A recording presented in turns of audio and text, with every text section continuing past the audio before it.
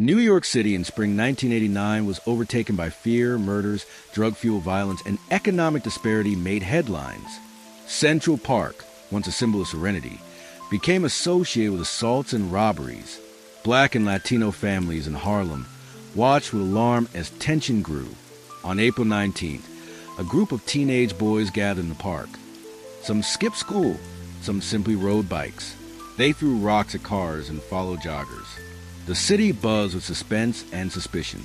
At 1:30 a.m., Tricia Maley, a 28-year-old investment banker, ran along 102nd Street Cross Drive. That night, she would be beaten nearly to death. Found hours later, she was comatose, severely injured, stripped of her identity. Her attackers disappeared into darkness. Her survival was for days uncertain. When Maley's body was discovered, police believe her assault tied to the earlier park disturbances. Within hours, dozens of teens were detained. 5 were singled out: Antron McCray, 15, Kevin Richardson, 14, Yusef Salam, 15, Raymond Santana, 14, and Corey Wise, 16. These youth became central suspects in the crime that shook a city. Between 14 to 30 hours of unrecorded questioning would follow. None had legal representation. No parents present. They were told, threatened, that if they didn't confess, they would be thrown in Rikers Island for life. Isolated, tired, and frightened, the boys relented. They gave confessions, many inconsistent and contradictory. Soon they recanted. No forensic or physical evidence connected them to Maley.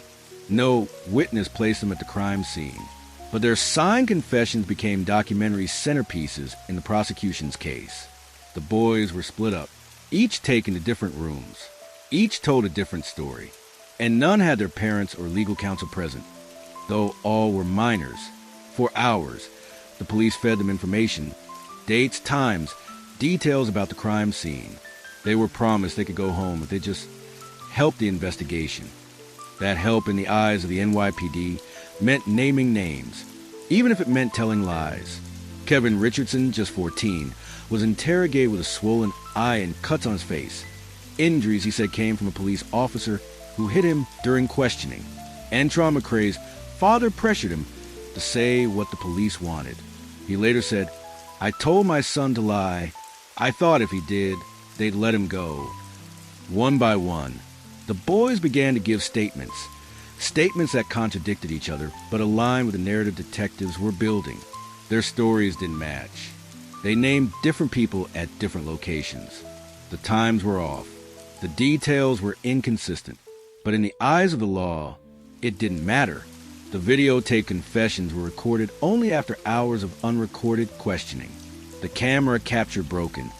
Scared boys parroting the story the police had fed them.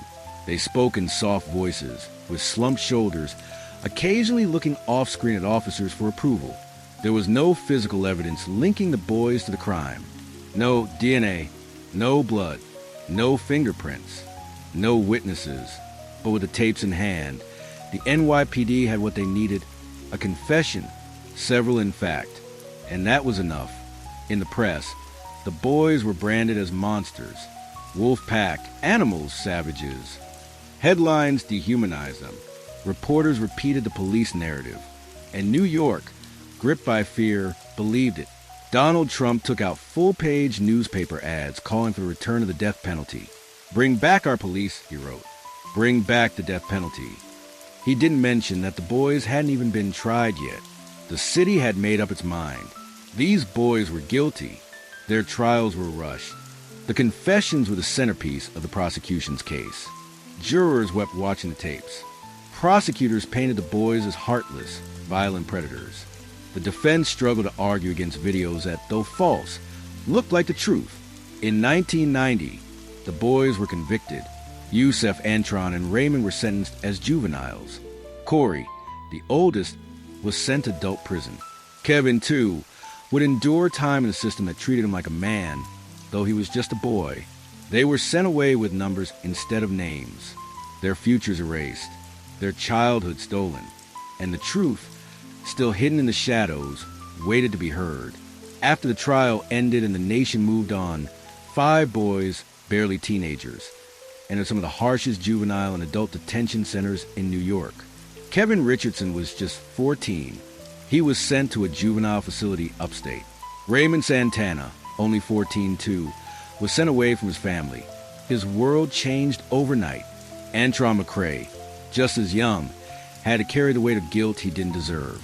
Corey Wise, the oldest at 16, was sent directly to adult prison, Rikers Island.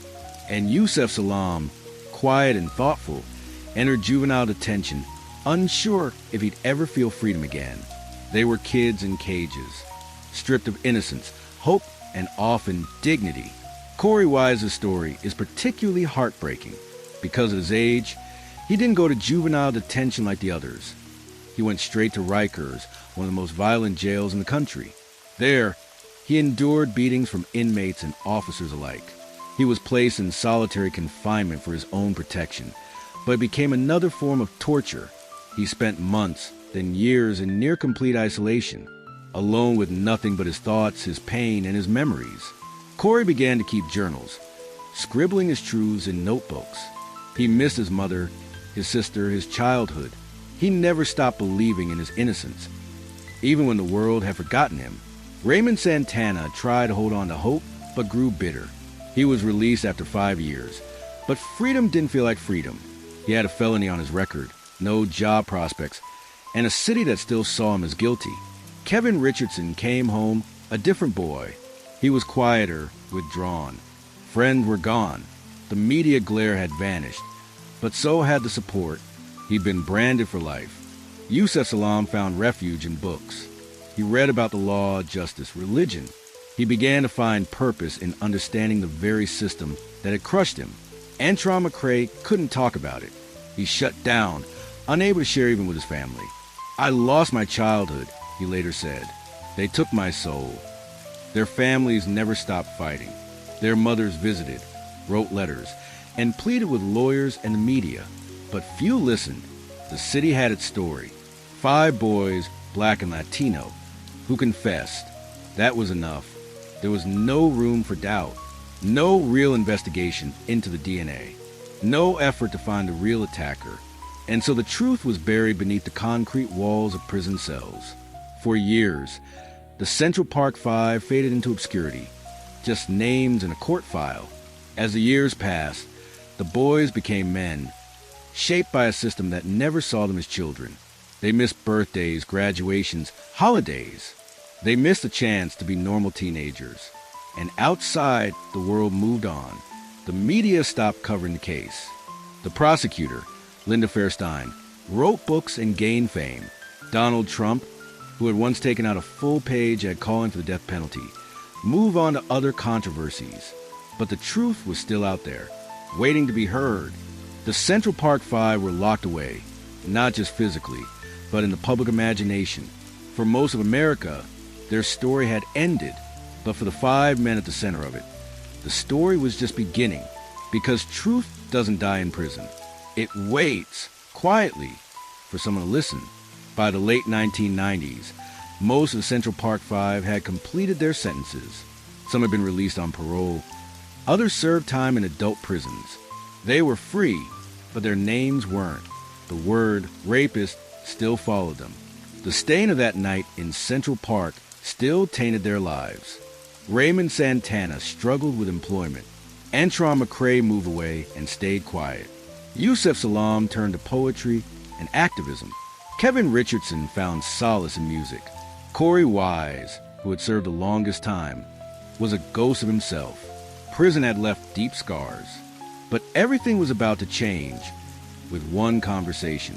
In 2002, a man named Matias Reyes, serving a life sentence for rape and murder, asked to speak with prison officials. He had been in prison at Auburn Correctional Facility, the same prison as Corey Wise. Over time, the two had crossed paths in the yard, exchanged brief words, nodded in silence. Reyes knew Wise wasn't the attacker, and finally, he couldn't carry the weight any longer. Matias Reyes confessed to the rape and beating of Tricia Maley, the Central Park jogger. He admitted he had acted alone. No group, no teenagers, just him. The confession shook the system. But this wasn't just a spoken claim. Reyes gave details no one else knew, specifics about the crime scene, the victim's injuries, and items taken. He revealed where the jogger's belongings had been left. These details had never been made public, and the most damning evidence? His DNA matched the semen found on Tricia Maley. None of the Central Park Five's DNA had matched, but Reyes did. It was a perfect match. Scientifically irrefutable. Investigators were forced to reopen the case. Skeptics questioned Reyes' motive. Was he protecting someone? Was he trying to earn favor? But Reyes had nothing to gain. He was already serving a life sentence.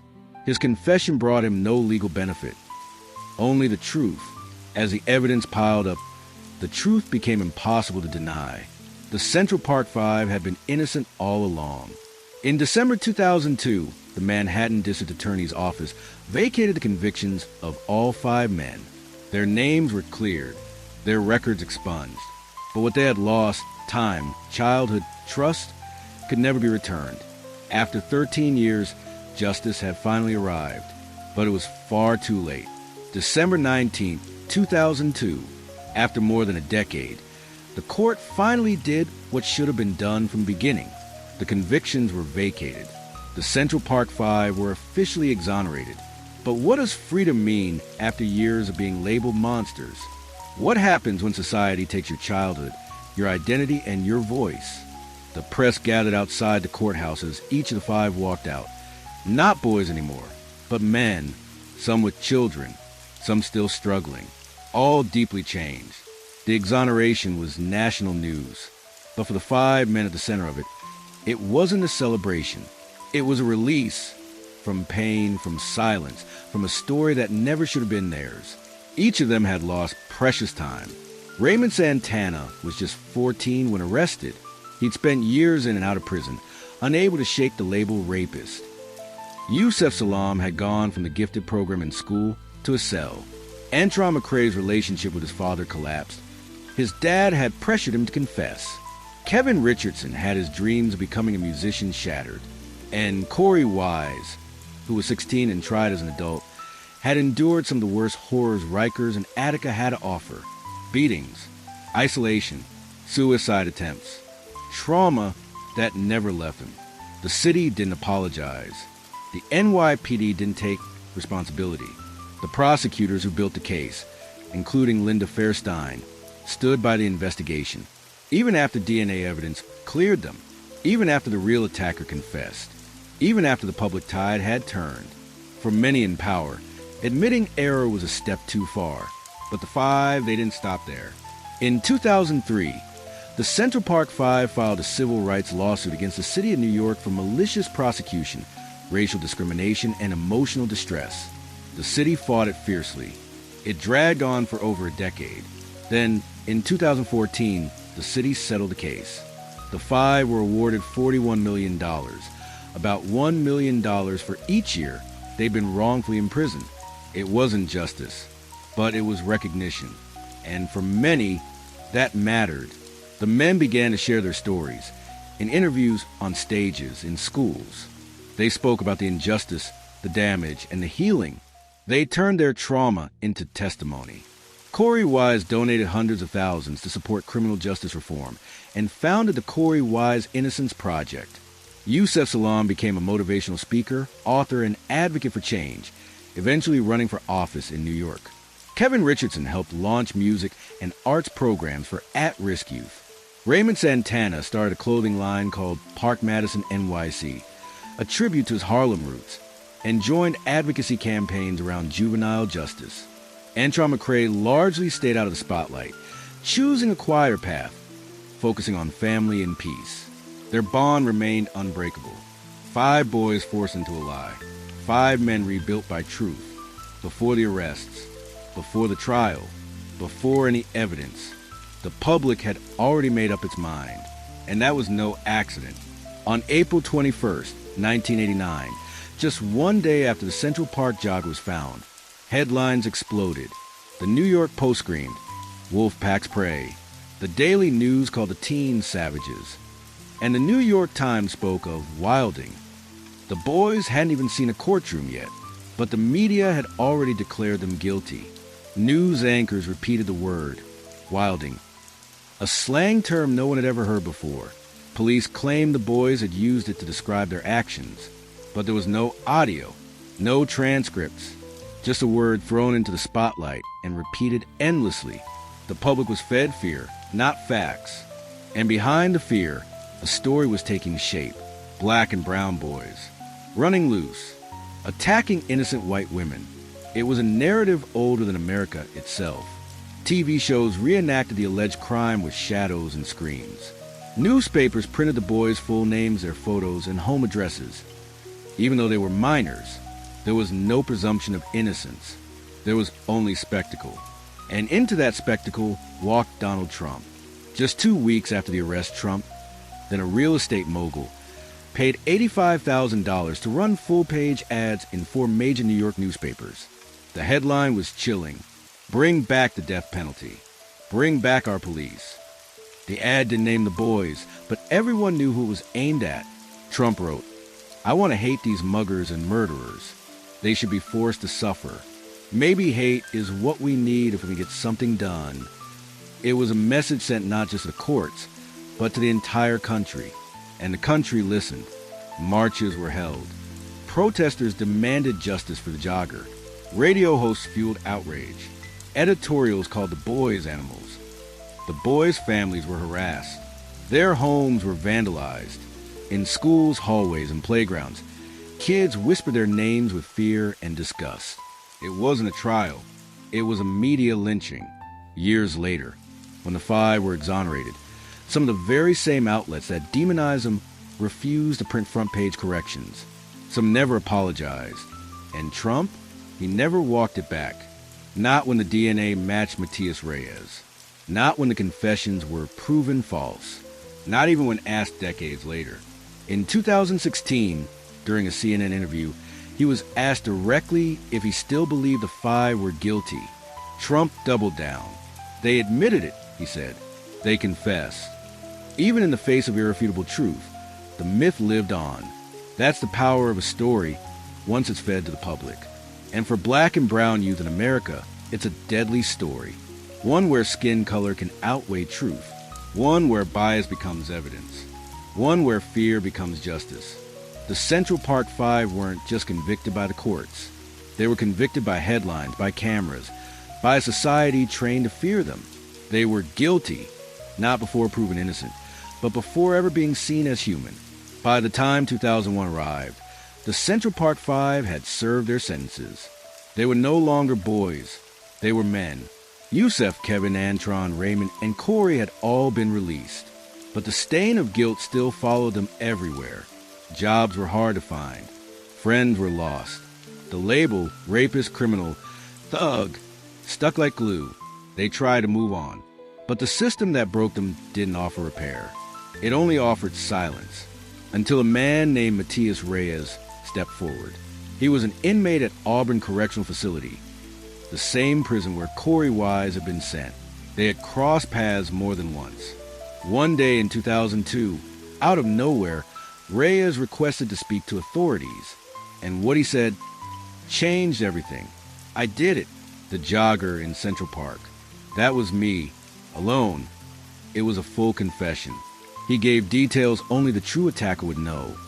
Where the jogger was struck, how he dragged her into the woods, how he left the scene. He named no accomplices. DNA evidence confirmed his story. His profile matched the semen found at the scene, something that had never matched any of the 5. There was no doubt. Matias Reyes was the real attacker, and he had acted alone. He had already been serving a life sentence for multiple rapes, and a murder committed just months after the Central Park attack. Suddenly, the case that had haunted the nation was reopened. Investigators reviewed the facts. The lack of physical evidence against the 5. The conflicting confessions. The brutal interrogation tactics. The rush to convict. The overwhelming racial bias in the media. The picture was clear. They had the wrong boys. In December 2002, 13 years after the arrests, the convictions of all 5 men were vacated. They were officially cleared of all charges. It was justice, but it came far too late. 13 years of stolen lives. 13 years of shame and struggle. 13 years of being told, "You did this," when they didn't. When the announcement was made, the five embraced. Some cried, some stood silent. Corey Wise, who had served the longest and most brutal sentence, said softly, "It's not just a release, it's freedom." But the world didn't cheer. There were no front-page apologies. No major networks aired long retrospectives. Some people refused to believe it. Some still do, even with DNA, even with a confession, even with a shattered system laid bare. Because when injustice is as deep, even truth struggles to breathe. Being exonerated doesn't erase the past. It doesn't return the stolen years. It doesn't undo the trauma. It only clears your name on paper. For the Central Park Five, freedom didn't mean peace. Yusef Salaam, Kevin Richardson, Antron McCray, Raymond Santana, and Corey Wise walked out of prison men, but broken ones. They had lost everything: youth, dreams, trust in the world. Now, they had to learn how to live again in a society that had branded them guilty before it ever gave them a chance. Antron McCray. Antron struggled in silence. He rarely spoke publicly, suffering deep depression. He once said, "I still have nightmares. I still have flashbacks. I still wake up sweating and crying." He never trusted the system again, and who could blame him? Kevin tried to move on, build a family, find peace. But he was haunted by his teenage years behind bars. And by the moment he said yes to something he didn't do just to make the pain stop, he became an advocate for criminal justice reform and youth education. Raymond was the first to be arrested. He was just 14. After prison, he tried to live a normal life, but the world wouldn't forget. His conviction followed him on job applications, in relationships, in every background check. "I couldn't even work at Burger King," he said. Years later, Raymond started a clothing brand, Park Madison NYC. It became a symbol of survival and resilience. Yusef turned to education and activism. He studied criminal justice, became a speaker and author, and began traveling the country to talk about wrongful convictions, police reform, and hope. In 2023, he was elected to the New York City Council, a symbol of full-circle justice. But perhaps no one suffered more than Corey Wise. Corey wasn't even on the original suspect list. He went to the police station to support his friend Yusef. He left in handcuffs. Corey was 16, legally an adult in the eyes of the court. He was sent to adult prisons, where he faced unspeakable abuse. He spent years in solitary confinement, beaten by inmates, ignored by guards, and forgotten by society. When he was finally released, after 14 years, he had no one. His mother had died. His siblings were scattered. He lived quietly, trying to heal, still traumatized by the sounds of metal doors slamming. But he didn't disappear. In 2015, Corey donated $190,000 of his settlement money to fund the Corey Wise Innocence Project, a program at the University of Colorado that helps investigate wrongful convictions. Despite it all, he gave back. By the early 2000s, the names of the Central Park Five had faded from national headlines. They were now men in their 30s, trying to pick up the pieces of lives that had been stolen in the name of justice. Some had found steady work. Others had children. All bore the emotional scars of incarceration, betrayal, and lost youth. But in the background, something unexpected was happening. The real attacker, Matias Reyes, was now a convicted murderer and serial rapist, serving a life sentence. And in 2002, he made a confession that would shake the foundation of the case. From behind bars, Reyes admitted he and he alone had raped and nearly killed Tricia Maley that night in Central Park. He gave details that were never made public, information only the true perpetrator could know. At first, investigators were skeptical, but DNA tests told the truth. The sample found on the victim, a 100% match with Matias Reyes. None of the five had ever matched the DNA. Not in 1989. Not in 2002. The confessions, the only evidence used to convict the teens, were now officially false. And just like that, everything changed. In December 2002, the convictions of the Central Park Five were vacated. 13 years after the verdicts, the state of New York finally admitted they got it wrong. The city didn't apologize right away, and there was still public skepticism. After all, the media had long painted the boys as monsters. That image had stuck, but the truth was out. The Central Park Five were now known as the Exonerated Five. The exoneration of the Central Park Five in 2002 did not erase the years they lost. It didn't return Corey Wise's lost time in adult prison. It didn't undo the mental trauma Antron McCray carried into his adult life. It couldn't give Yusef Salaam back the dreams he never got to chase. It didn't make up for the jobs they were denied, the family moments they missed, the stigma that clung to their names for over a decade. But it did bring truth into the light. It did make people look twice at how quickly justice can be corrupted by fear, race, and public pressure. In the years after their exoneration, the men who once had their names dragged to the headlines began to speak up. Not as criminals, but as survivors. Each of them told their story with purpose, not for revenge, but so no other child would suffer as they had. In 2014, after years of legal battles, the city of New York agreed to a $41 million settlement, roughly $1 million for each year they spent in prison. It was one of the largest settlements for a wrongful conviction in U.S. history. But money couldn't fix what had been broken. Corey Wise, who had served the longest sentence, used his portion to create the Corey Wise Innocence Project, a nonprofit at the University of Colorado that helped exonerate the wrongfully convicted. Yusef Salaam became a public speaker and advocate for criminal justice reform, speaking at universities, schools, and even testifying before lawmakers. In 2023, he was elected to the New York City Council, the same city that once vilified him. Raymond Santana launched his own clothing brand called Park Madison NYC, a nod to where it all started. He also became an activist, fighting for reforms in the justice system. Kevin Richardson partnered with colleges and youth programs to educate young men of color about their rights.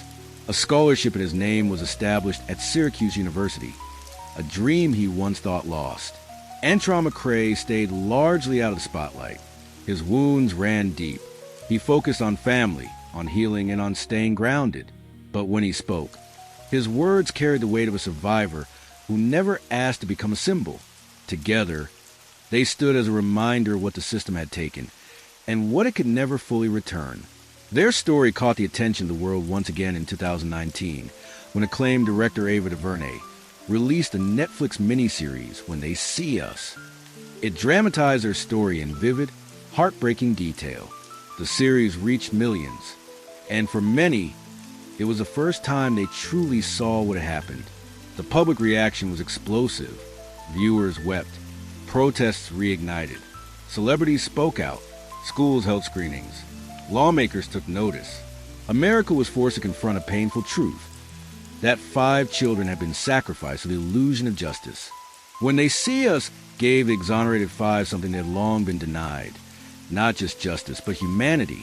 For years, they had been those boys, the thugs, the wilding teens. Now, the world saw them as they were. Scared kids manipulated by police, failed by the courts, and buried by a media that never asked the right questions. Their names became symbols, not of guilt, but of endurance. And their case changed more than just minds. In New York and beyond, calls for criminal justice reform gained momentum. Laws were proposed to prevent the use of coerced confessions. Some states passed legislation requiring interrogations to be recorded. Police procedures came under scrutiny. Training changed. The media learned to be more cautious, though the lesson came late. The Central Park Five became living proof of how easily truth can be bent under the pressure of race, class, and fear. Their story is now taught in schools. Their faces appear in documentaries. Their voices are quoted in lectures and speeches. They are no longer defined by the worst chapter in their lives, but by how they chose to rise after it. Their strength wasn't in surviving prison. It was in surviving the silence that followed. The doubt, the shame, the weight of being labeled something you are not. Today, they stand not as defendants, but as men who defied the odds. And the lesson they leave behind is clear. Justice must be rooted in truth, not assumption. In evidence, not emotion. In humanity, not hysteria. Because it only takes one lie, one moment, one confession made under pressure to steal a childhood, to destroy a future, to break a life. The Central Park Five were not perfect kids, but they were innocent, and they were failed by police, by prosecutors, by the press, and by the public. Their story is a warning, but it is also a spark, a call to see the human before the headline, to ask questions before casting judgment, to believe that even when the world gets it wrong, redemption is possible, not just for them, but for all of us.